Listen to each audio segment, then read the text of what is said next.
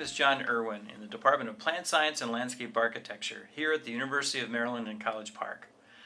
I was born and grew up in Doylestown, Pennsylvania, where I really developed a passion for growing plants from my grandparents and family. And then for some reason, who knows why, I loved cactus. And as a kid, I collected cactus and I had hundreds of cactus in my room at my house.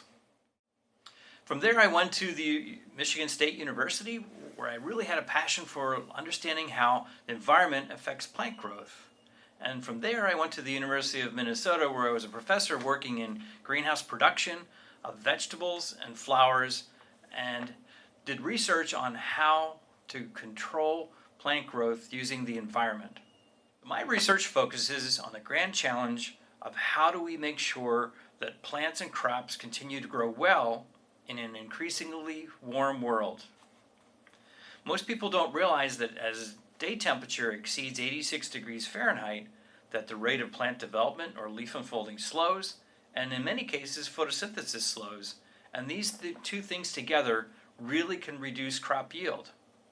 And even more so, a lot of folks don't realize that if you have even a 2 or 3 hour high temperature spell, it can reduce photosynthesis for days on a crop.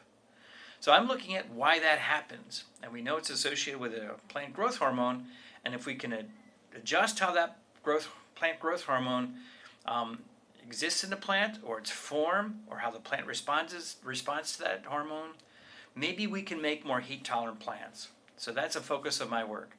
A second focus is I try to bring new wild plants into cultivation as new crops, especially ornamental crops. So a lot of the crops that you might see out there now that are cactus or orchids, at some point I helped try to bring them into cultivation and then developed criteria so growers can learn how to grow them and then grow them in large quantities.